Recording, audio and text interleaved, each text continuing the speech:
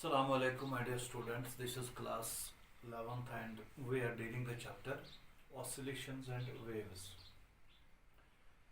Now our topic is, the basic topic is simple harmonic motion. We have gone through what is simple harmonic motion and different equations for displacement, acceleration, restoring force. ये सब चीज़ें हमने की है। तो आज जो इसका एक और चीज़ ऐड कर देंगे हम, वो ये है time period of simple pendulum. Time period of simple pendulum. Simple pendulum, ठीक है। एक सिंपल पेंडुलम हम कंसिडर करते हैं जो कि एक मेटेलिक बॉब होता है which is suspended by an inextensible string. एक स्ट्रिंग है, इसका लेंथ ऑफ एल ले लीजिए। इनएक्सटेंसिबल स्ट्रिंग हम लेते हैं। ये बॉब है, बॉब का मास m है, तो वो पेंडुलम का मास हम लेते हैं क्योंकि जो स्ट्रिंग है that is nearly considered as massless. दूसरी बात यह है कि इस पेंडुलम को हम ऑसिलेट करवाते हैं। ऑसिलेट करवाने के लिए ये कंडीशन है कि जो इसका एंगुलर डिस्प्लेसमेंट होगा वो बहुत ही स्मॉल होना चाहिए, क्योंकि जब इसका स्मॉल एंगुलर डिस्प्लेसमेंट होगा तब भी हम कह सकते हैं कि ये ऑसिलेटरी मोशन एसएचएम हो सकता है। वरना अगर इसका एंगुलर डिस्प्लेसमेंट ज़्यादा हो जाए तो ये सर्कुलर मोशन का एग्जाम्पल बनेगा। So we assume that singular displacement is very small. समझो कि ये पेंडुलम डिस्प्लेस हो गया यहाँ तक। यहाँ जो उसने एंगल बनाया है, this is theta, angular displacement ये है, लेंथ इसका एल है। यहाँ से यहाँ तक जो उसने डिस्प्लेसमेंट कवर किया, लेट इट इज एक्स, ठीक है। तो जब तक ये थीटा स्मॉल है तब तक हम इसको, इस ऑसिलेटरी मोशन को सिंपल हार्मोनिक मोशन मान सकते हैं, क्योंकि तभी इसको फोर्स जो है that will be equal to minus K X, या A will be proportional to minus K X, क्योंकि ये बेसिक कंडीशन है सिंपल हार्मोनिक मोशन के लिए। तो अब हमें इसका टाइम पीरियड निकालना है। टाइम पीरियड मतलब कि time taken by the pendulum to take one oscillation. One oscillation, जैसा कि एक ऑसिलेशन यहाँ, फिर ये एक्सट्रीम पोजीशन पे आ जाए, फिर एक्सट्रीम से मेन, मेन से अनदर एक्सट्रीम, अनदर एक्सट्रीम से मेन पोजीशन तक जब ये आएगा तो एक फुल ऑसिलेशन होगा। तो उसका जो टाइम जो लेगा that will B, it is time period T. And you know this time period t, it is equal to 2 pi divided by omega, 2 pi by omega, क्योंकि omega is equal to 2 pi nu, angular frequency जिसको कहते हैं, और we can say it is 2 pi by t because nu is 1 upon t, this is omega, तो t यहाँ आएगा, omega यहाँ आएगा, तो t will be equal to 2 pi by omega, 2 pi by omega, ठीक है। दूसरी बात ये है कि हमने ओमेगा जो है, हमने सिंपल हार्मोनिक मोशन में ये देखा है कि m omega square will be equal to k, that is equal to k, और we can say omega square is equal to k by m, और omega is equal to under root of k by m, k by m। तो ये हम यहाँ substitute करेंगे। So t will be equal to 2 pi divided by under root of k divided by m, तो ये ऊपर आएगा 2 pi under root of m divided by k, m divided by k, तो ये t equal to 2 pi under root of m divided by k। ये जो expression है, it is the, it gives the time period of the particle executing simple harmonic motion. General equation है time period के लिए, t equal to 2 pi under root of m by k. m को हम inertial factor भी कहते हैं, k is supreme factor, so we can say 2 pi equal to 2, it is t equal to 2 pi under root of inertial factor divided by spring factor m divided by k। ठीक है, तो ये general equation है। अब हम इसको simple pendulum के लिए इक्वेशन निकालते हैं, time period of simple pendulum हम निकालते हैं। So we will assume that the simple pendulum executes simple harmonic motion. It executes simple harmonic motion. देखिए, तो सबसे पहले हम मेन पोजीशन को कंसिडर करते हैं, लोकेट करते हैं। Say this is mean position at x where x is equal to 0, ठीक है, और वहां पे रेस्टोरिंग फोर्स भी 0 होगा। फिर उसके बाद जब ये ऑसिलेट करेगा f will be proportional to x और f will be proportional to negative of x, और we can say f will be equal to minus kx। ये restoring force के लिए एक्सप्रेशन है for this very simple pendulum। अब जब ये इस पोजीशन पे पहुंचेगा यहां पे, तो आप देखेंगे इसका हम FBD ड्रा करेंगे, यहां पे हम इसका FBD ड्रा करेंगे। So there will be weight acting downwards, say this is mg। अब इस mg को रिजॉल्व करेंगे, कंपोनेंट्स में रिजॉल्व करेंगे। एक कंपोनेंट इसको इस साइड में होगा और दूसरा इस साइड में होगा, ऐसे, ठीक है, ऐसे एक कंपोनेंट ऐसे होगा and another component will be like this. तो ये देखो, ये एंगल थीटा है, तो ये एंगल भी यहां थीटा होगा। वी कैन प्रूव इट, जरूरत नहीं है प्रूव करने की, इट इज थीटा। तो ये जो वेट का कंपोनेंट होगा mg cos theta, this will be mg cos theta, and this component will be mg sin theta. It will be mg sin theta, यहां मैं दिखाऊंगा mg sin थीटा, ठीक है। अब ऊपर के साइड में भी इसको अलोंग द स्ट्रिंग फोर्स होगा, that is called tension, that is called, in fact this tension T will be balanced by mg cos theta. So I will write T will be equal to mg cos theta, mg cos theta. A component of the weight balances the tension in the string, ठीक है। लेकिन जो mg sin theta है, it is towards the main position, that means it will be, this force will be providing the this will be the restoring force, this will be the restoring force। यही force इसको main position की तरफ लाता है। So we can say that mg sin theta is minus kx, mg sin theta will be equal to minus kx, it will be equal to the restoring force। तो यहाँ एक important point ये है कि ये जो mg sin theta है, it is towards the main position, ये डिस्प्लेसमेंट के अगेंस्ट है, डिस्प्लेसमेंट के अगेंस्ट है। डिस्प्लेसमेंट मेन पोजीशन से एक्सट्रीम की तरफ है, away from the main position, लेकिन ये mg sin theta towards the main position, इसलिए इसका और इसका डायरेक्शन अपोजिट है, उसके लिए हम इसको माइनस लगाते हैं। We introduce a minus sign here because this mg sin theta and x they are in the opposite direction, ठीक है। तो ये माइनस और ये माइनस कैंसिल हो गया। So we write mg sin theta it is equal to kx। दूसरी बात यह है कि मैंने आपको बताया पहले ही कि इसका हम डिस्प्लेसमेंट, एंगुलर डिस्प्लेसमेंट स्मॉल लेते हैं, तभी हम इसको SHM मानते हैं, क्योंकि अगर इसका एंगुलर डिस्प्लेसमेंट स्मॉल नहीं है तभी सर्कुलर मोशन का एग्जांपल बनेगा। तो we are not required here, we require it as a simple harmonic motion। So for that case sin theta is to be taken as very small, and if theta is small implies sin theta can be written as theta। So हम यहाँ theta लिखेंगे, mg sin theta is equal to, इसके बदले हम mg theta लिखेंगे kx, ठीक है। So I will write it here, mg theta it will be equal to kx, ठीक है।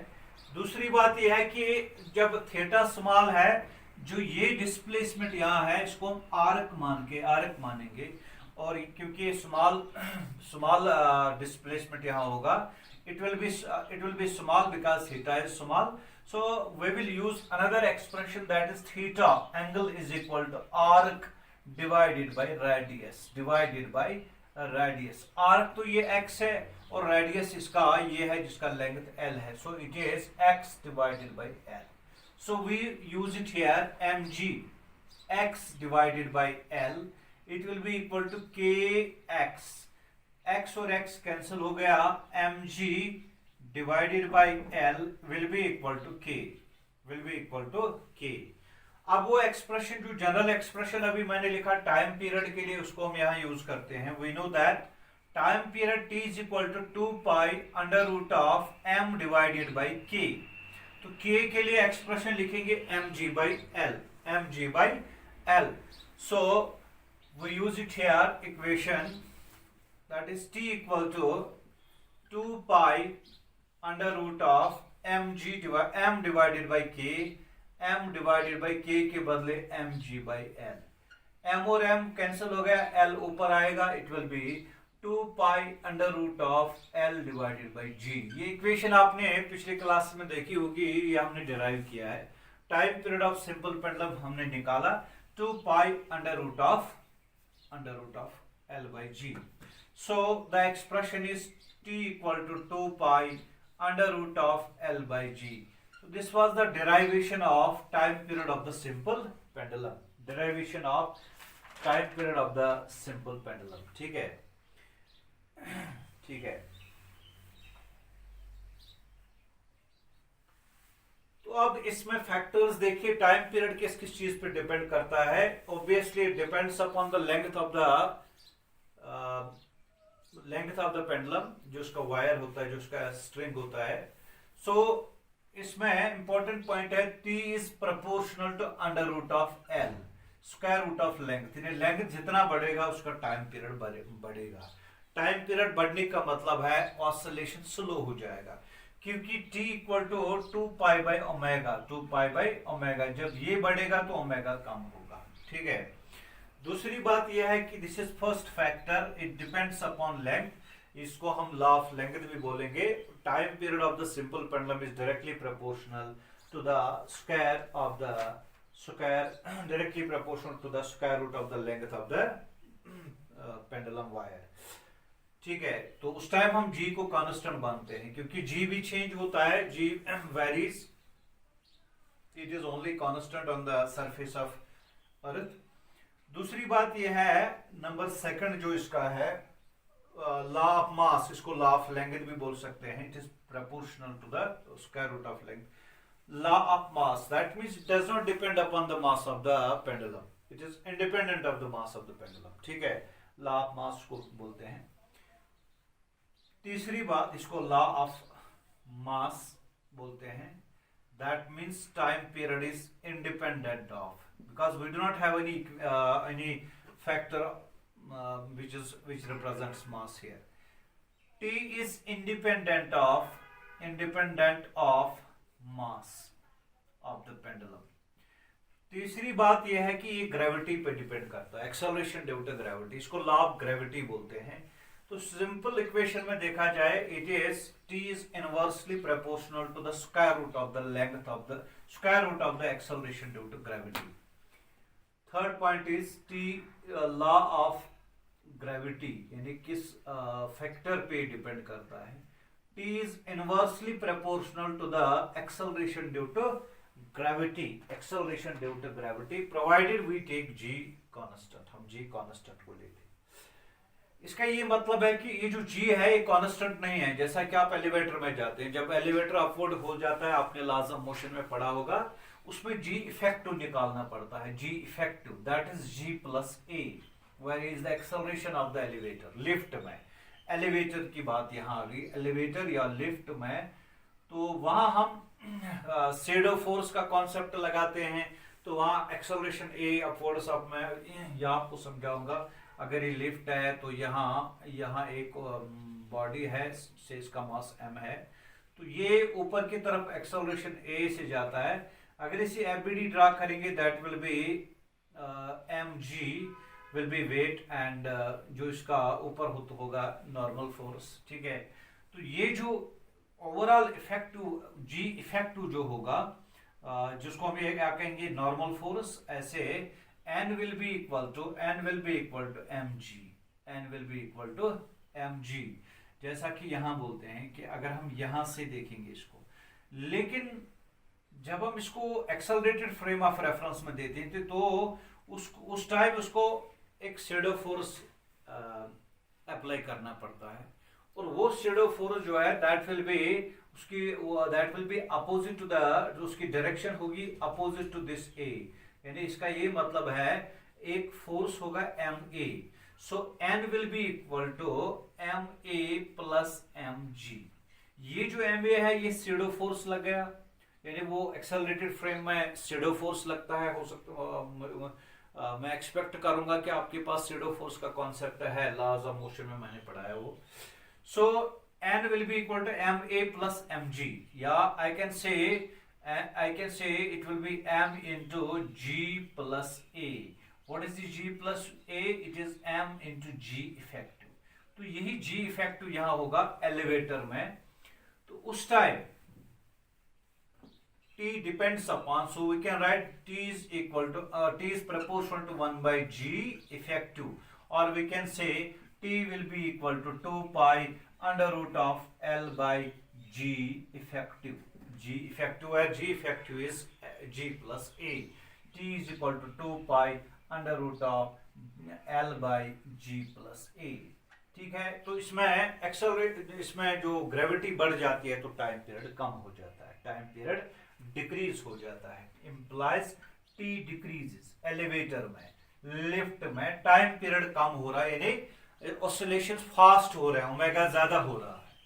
इसी तरह ये तो एलिवेटर ये अपवर्ड की तरफ जाता है, अगर ये एलिवेटर डाउनवर्ड जाएगा ऐसे, तो उस टाइम हम अपवर्ड ऊपर के साइड में लगाएंगे शेडो फोर्स, तो उस टाइम जो है जो g इफेक्टिव आएगा that will be g minus A, क्योंकि g का वैल्यू कम हो गया तो t बढ़ेगा, तो t will be equal to 2 pi under root of l by g minus A.